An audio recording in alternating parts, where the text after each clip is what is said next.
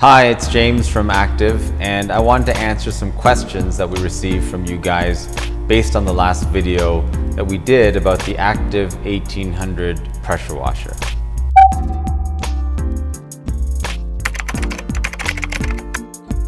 We get a lot of questions around why we're using an M22-15 fitting.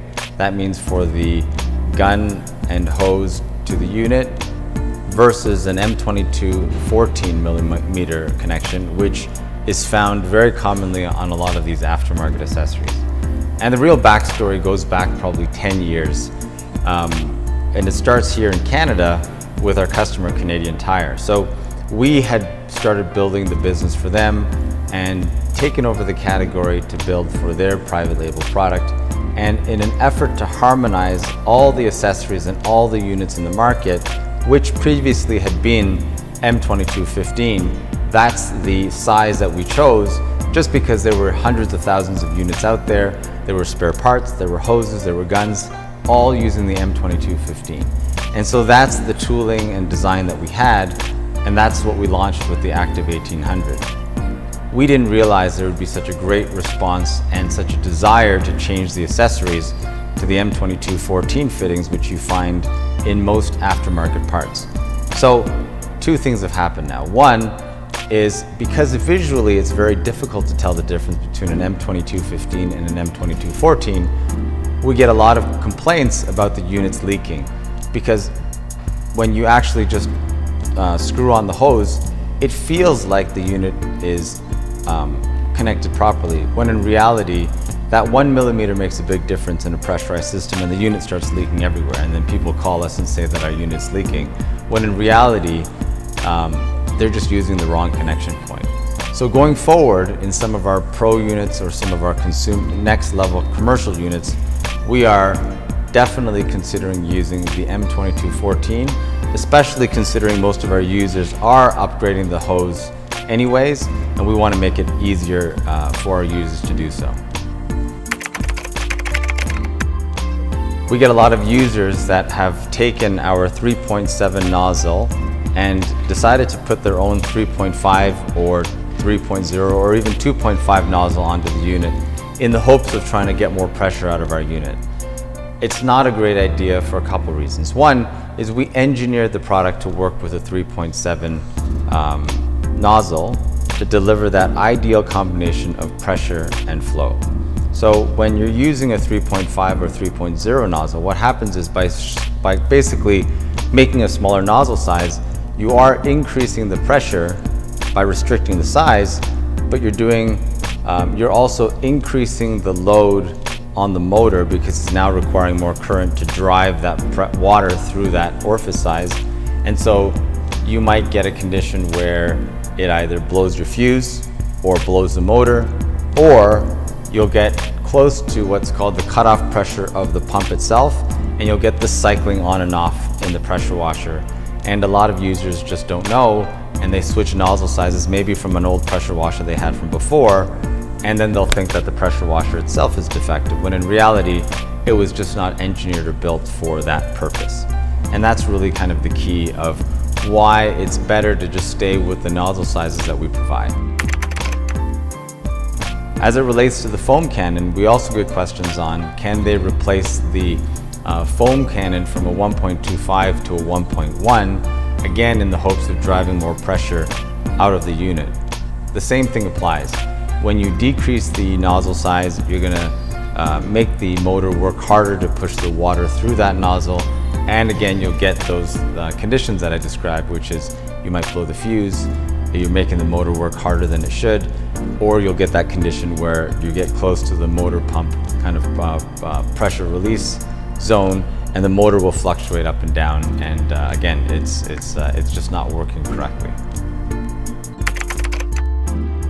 We get the question a lot about, can you use a turbo nozzle on the VE52 or Active 1800? And the short answer is yes, you can. The longer answer is it really depends on which turbo nozzle.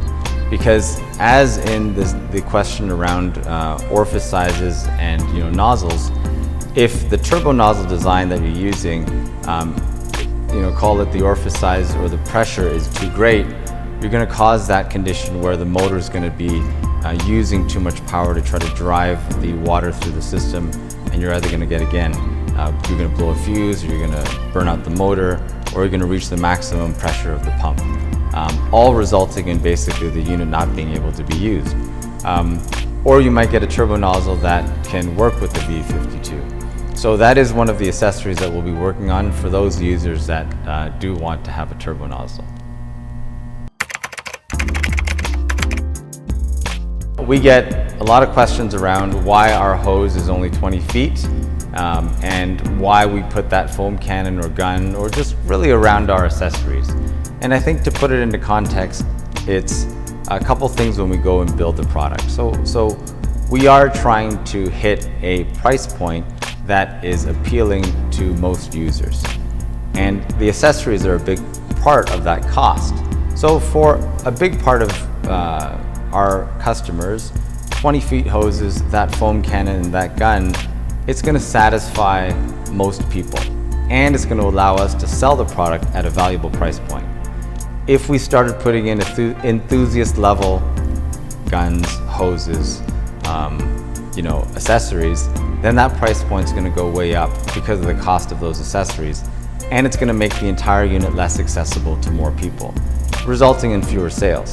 So we just kind of, again, took a balanced approach and said, what's going to work well for the majority of people, knowing full well now that if you need a longer hose, or you prefer to use a short gun, or any of these other, call it premium accessories, chances are you're going to buy it and use it on the item.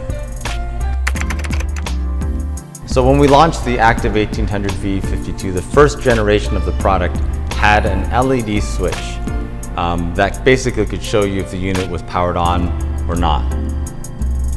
In theory, it was a great idea, but in practice, it wasn't very useful to many people because units are being used outside, it's sunlight, you can't even tell if there's light on, and how often are you actually using your pressure washer right on top of the pressure washer? So in the end, it actually caused more problems than it did deliver benefits, because the LED switch was not a commonly used switch in pressure washers, and when you have kind of like a specialized part like that, the quality and consistency may not be where you really want it to be. So in Gen 2, we replaced the switch with a more traditional switch. Now, we're still getting a lot of users that are complaining that their switches are broken. The challenge of identifying whether it's actually the switch that is broken, or that condition is being caused by, again, the wrong orifice or wrong nozzle, or not enough current from their plug, or them using an extension cord that's too long. Essentially anything electrical that is, maybe being attributed to a faulty switch. So in our internal testing, of course, the new switch is far more robust, and in our testing doesn't have any quality concerns whatsoever. But understandably in the field, I think it's getting lumped into all electrical issues. But again, I would tell you to call the call center or look online for help to diagnose whether it's actually a switch issue, or maybe it's being caused by something else in the system. So we got a lot of good feedback from the last video, trying to really explain everything we could about pressure washers, and we hope you guys find it very useful. So we'd love to take your suggestions on what you'd like to see next, or even what you'd like to see in the next active pressure washer. We build hundreds of thousands of pressure washers a year for clients around the world, so we do get access to the latest designs and consumer insights and design trends and so forth. And so we'd love to start building products that our users are looking for. So drop us a line and tell us what you'd like to see, whether it's in the next video or in our next product. We know how helpful these comparison videos that you see online are, and there's a lot of great content with people comparing various pressure washers to each other and doing their own rating or kind of measurement on pressure washers. So we'd like to take you kind of inside the manufacturing or design development process, and we'd like to do some comparison videos from a truly technical sense for you. One of the units that we get compared with all the time is the Kranzle unit, so we intend to do a very comprehensive test and comparison with the Kranzle, telling you where they frankly are much superior in terms of their build and design and materials, and frankly where we are, call it, close to them in terms of performance. And I think it'll be really helpful for you to understand what the difference is between, let's call it, a $200 pressure washer and a $1,000 unit. There are other units on the market that we get compared to quite often, and whether that's the Sunjo units or Ryobi units, or I think there's a Adams unit that's out there that is, kind of moving towards the specialist car detailing world.